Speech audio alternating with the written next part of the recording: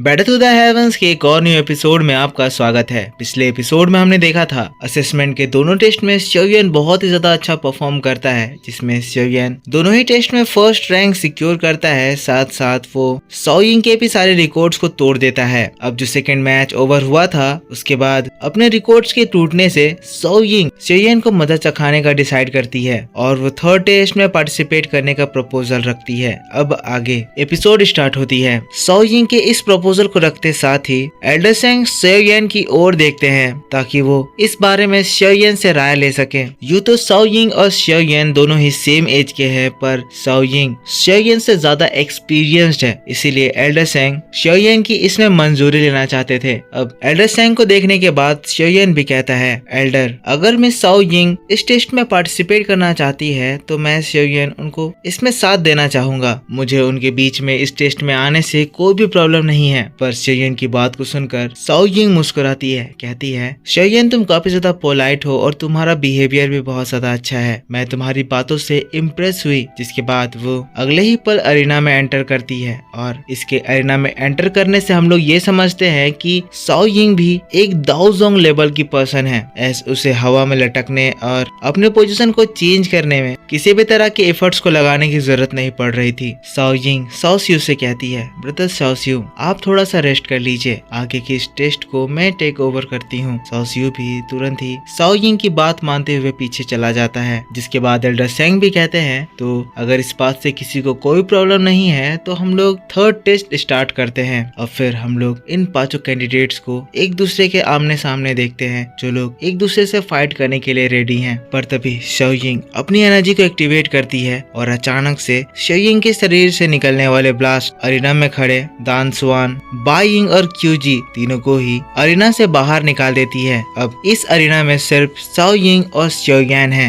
इस ब्लास्ट में शोयन की एनर्जी इतनी ज्यादा स्ट्रॉन्ग थी कि दान स्वान, बाइंग और क्यूजी दोबारा अरीना में एंटर करने की हिम्मत नहीं करते हैं, क्विट करके ऊपर चले जाते हैं। और इसके बाद हम लोग सॉइंग को देखते हैं जो कि स्माइल करते हुए अंगड़ाई लेते हुए कहती है, ठीक है अब इस अरीना में सिर्फ हम दोनों हैं, पर शोयन तुम्हें चिंता करने की जरूरत नहीं है। अच्छा मैं ये चीज आसान कर देती हूँ। देखो अगर तुम मेरे 3 अटैक्स को झेल लिए तो मैं इस मैच से क्विट कर जाऊंगी, पर फिर भी अगर तुम अभी इस वक्त क्विट करना चाहते हो तो तुम वो भी कर सकते हो। अगर तुम अभी हार मानकर पीछे हट जाते हो तो फिर भी इस टेस्ट का सेकंड पोजीशन तुम्हारा ही होगा और इससे तुम्हारे साथ की जो ये फैमिली है उसे भी किसी तरह की प्रॉब्लम नहीं आएगी और वो 5 ग्रेट क्लैंस में से निकाले भी नहीं जाएंगे। तो शोयन सोच लो तुम्हें क्या करना है, क्या तुम मेरा ये चैलेंज एक्सेप्ट करोगे या फिर क्विट कर पीछे हटोगे। सॉइंग बड़े ही नजाकत के साथ ये सारी बातें कह रही है, पर इसकी बातें इतनी ज्यादा डरावनी लग रही है कि सभी लोग इसकी बातों को सुनकर घबरा रहे हैं। इसका नाम विच ऐसे ही नहीं पड़ा है, ये इतनी ज्यादा ताकतवर है कि दान स्वान जैसा पर्सन भी तुरंत ही इस मैच से हार मानकर पीछे भाग जाता है। पर तब हम लोग शोयन को देखते हैं जो कि सॉइंग को रिप्लाई देना स्टार्ट करता है, कहता है मिस सॉइंग आपने मुझे चैलेंज किया है तो मैं आपके इस इन्विटेशन को कैसे रिजेक्ट कर सकता हूँ, मुझे आपका ये चैलेंज मंजूर है। अब शोयन की बात को सुनकर सॉइंग कहती है, शोयन तुम वाकई में एक जनरस पर्सन हो, जैसे कि तुम ये चैलेंज को एक्सेप्ट करते हो तो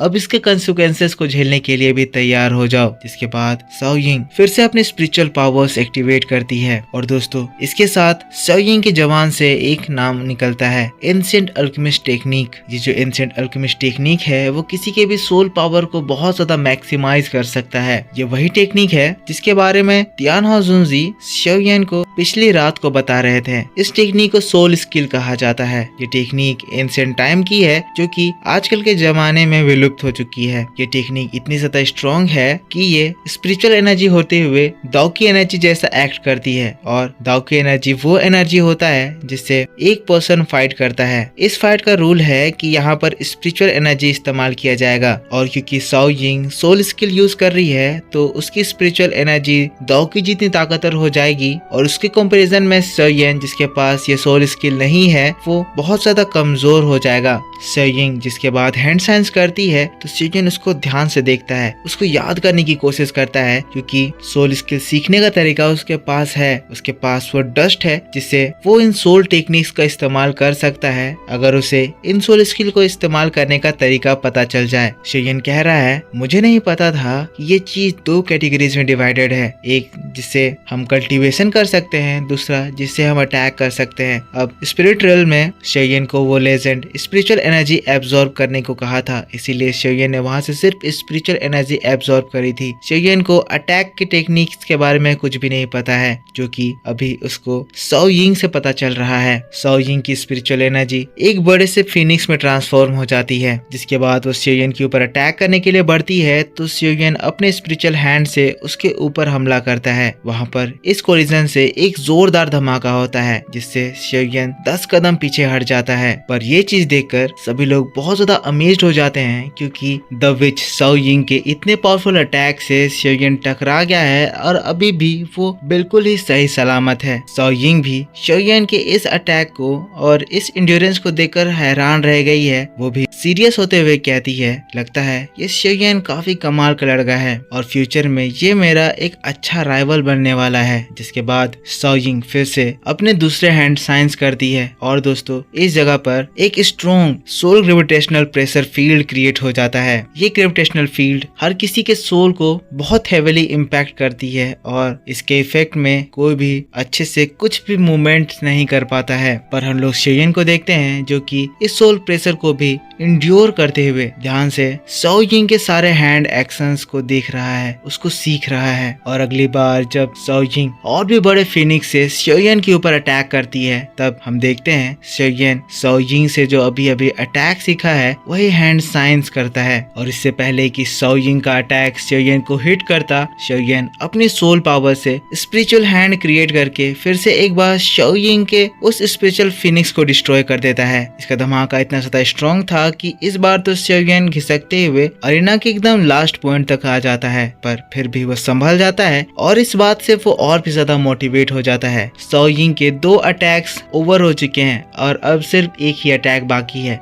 जिसके बाद साओ यिंग को हार मानना होगा। अब ये चीज देखकर साओ यिंग और ज्यादा सीरियस होती है, जिसके बाद वो अपना फाइनल अटैक, सबसे ज्यादा स्ट्रॉन्ग अटैक शेयन के ऊपर करने का डिसाइड करती है। हम देखते हैं साओ यिंग हवा में फ्लोट करने लगती है, कुछ तो बड़ा अटैक तैयार करने लगती है। साओ यिंग की एनर्जी उसके बॉडी में चारों ओर से एंटर करने लगती है और वहां पर एक बहुत ही बड़ा सा फॉर्मेशन क्रिएट हो जाता है। साओ यिंग जो हैंड साइन करती है, शेयन फिर से उनको नोटिस करता है और फिर वही हैंड साइंस दोहराता है। साओ यिंग जो भी हैंड साइंस कर रही है, बारी बारी से शेयन सेम हैंड साइंस दोहरा रहा है और क्योंकि उसकी स्पिरिचुअल पावर भी स्ट्रॉन्ग है, वो भी साओ यिंग की तरह ही स्पिरिचुअल एनर्जी को यूज कर पा रहा है। और दोस्तों साओ यिंग जो यहाँ पर एक बड़ा सा डिफेंस फॉर्मेशन तैयार करी है, शेयन उसके अगेंस्ट में एक उससे भी बड़ा स्पिरिचुअल ह्यूमन फॉर्म करता है। ये स्पिरिचुअल ह्यूमन शेयन की स्ट्रेंज फ्लेम से भरा हुआ था, जो कि देखने में काफी ज्यादा कमाल का लग रहा था। ये चीज देखकर साओ यिंग भी शॉक्ड हो जाती है, क्योंकि शेयन ने कुछ ही देर में उसके मूवमेंट्स को अच्छे से कॉपी कर लिया, सीख लिया और एक अच्छा अटैक भी प्रिपेयर कर लिया है। पर साओ यिंग भी शेयन को हराने के लिए तैयार है और वो अपने फॉर्मेशन को ट्रांसफॉर्म करके एक और भी स्ट्रॉन्ग फिनिक्स फॉर्म करती है। पर ये देखकर शेयन एक पंच तैयार करता है और पंच लेकर साओ यिंग के ऊपर हमला करता है। इस तरह से साओ यिंग का जो फिनिक्स था वो शेयन के स्पिरिचुअल मैन के पंच से टकराता है और फिर अगले ही पल हम लोग एनर्जी का एक बहुत ही बड़ा भवंडर देखते हैं। इन दोनों स्पिरिचुअल एनर्जी के टकराने से इतनी खतरनाक एनर्जी इवॉल्व हो रही है, जिसकी ताकत यहाँ पर खड़े जितने भी लोग हैं सभी को अफेक्ट कर दे रही है। सभी लोग इससे बचने के लिए छुप रहे हैं, पर कुछ देर के बाद ये एनर्जी शांत होती है। दोनों ही स्पिरिचुअल बीस्ट एक दूसरे से टकराकर न्यूट्रलाइज हो जाते हैं, पर इनके टकराने से जो इफेक्ट होता है वो काफी ज्यादा बड़ा होता है, यानी कि शेयन और शेयन के बीच की अरीना का जगह पूरी तरह से बर्बाद हो जाता है। उन दोनों के बीच में एक 100 फुट का गड्ढा फॉर्म हो जाता है, पर अभी भी शेयन अपने प्लेस पर खड़ा है और शेयन के 3 मूव्स ओवर हो चुके हैं। इसका मतलब कि शेयन अब शेयन के ऊपर और अटैक नहीं कर सकती है और शेयन को इस टेस्ट से हार मानना होगा। अगले ही पल वहाँ पर एल्डर सेंग आ जाते हैं, जो कि कहते हैं जो तबाही यहाँ पर मची है, लगता है पेल टावर के फंड से भी ये फुलफिल नहीं हो पाएगा, पर फिर भी मैं आप लोगों को इसका हर्जाना नहीं भुगतने दूंगा। पर तभी दूसरी ओर से साओ यिंग की आवाज आती है, जो कि कहती है 3 मूव्स ओवर हो चुके हैं शेयन, तुम इस मैच को जीत चुके हो, पर मैं तुम्हारा पिल गैदरिंग कंपटीशन में इंतजार करूंगी और उस वक्त इस तरह के कंडीशंस नहीं होंगे। कहते हुए साओ यिंग वहाँ से चली जाती है, जिसके बाद एल्डर सेंग अनाउंसमेंट करते हैं इस 3rd टेस्ट का भी विजेता पास शोयन होता है और इसी के साथ शोयन जो कि ये फैमिली को रिप्रेजेंट कर रहा है, उसके साथ ये फैमिली इस असेसमेंट को पास कर जाती है। इस तरह से ये फैमिली 5 ग्रेड क्लैन के एलिमिनेशन से बच जाती है सभी लोग, जिसके बाद ये फैमिली को कांग्रेचुलेट करते हैं और शोयन अपना वादा पूरा कर कर खुश होता है। फिर सीन शिफ्ट होता है और अब रात का समय होता है। शोयन इस वक्त पिल रीजन में ये फैमिली के उस पुराने मेंशन में है। वो बाहर बैठकर मेडिटेशन कर रहा है। इस वक्त वो शोयिंग के जो हैंड सील्स हैं उनको याद कर रहा है, समझने की कोशिश कर रहा है कि आखिर शोयिंग को वो एंशिएंट टेक्निक कहाँ से पता चली। तब वो रियलाइज करता है कि इस पिल टावर में स्टूडेंट होने के कुछ फायदे हैं और उन फायदों में एंशिएंट टेक्निक का इनहेरिटेंस भी आता है। अब तो शोयिन पूरा मन बना लिया है कि वो पिल टावर का स्टूडेंट बनेगा। पर तभी आसमान में कुछ होने लगता है, वहाँ पर पर्पल एनर्जी भरने लगती है। एक चिल ऑरा उस पूरे जगह को सराउंड करने लगता है। पता चलता है ये हॉल ऑफ सोल की एनर्जी है। शोयिन ये देखकर शॉक्ड हो जाता है। पर इसी बात के साथ बैटल ऑफ द हेवंस का ये वीडियो इस जगह पर खत्म हो जाता है। तो दोस्तों आई होप आपको ये वीडियो जरूर पसंद आया होगा। अगर पसंद आया है तो इसके ऊपर एक लाइक करना, कमेंट करके बताना कि वीडियो कैसा लगा और मैं आपके लिए इसका नेक्स्ट पार्ट आज ही शाम 6:30 बजे इसी चैनल पर अपलोड कर दूंगा, जिसमें मैं आपको इसके आगे की स्टोरी बताऊंगा। तो वो वीडियो देखने के लिए आपको इस वीडियो पे सपोर्ट दिखाना है तो लाइक एंड कमेंट कीजिए, चैनल को सब्सक्राइब करके बेल आइकन ऑन कर लीजिए ताकि जब भी मैं वीडियो डालूं तो आपको सबसे पहले पता चल जाए। तो मिलता हूँ मैं आपसे नेक्स्ट वीडियो में। Take care, bye bye, thanks for watching.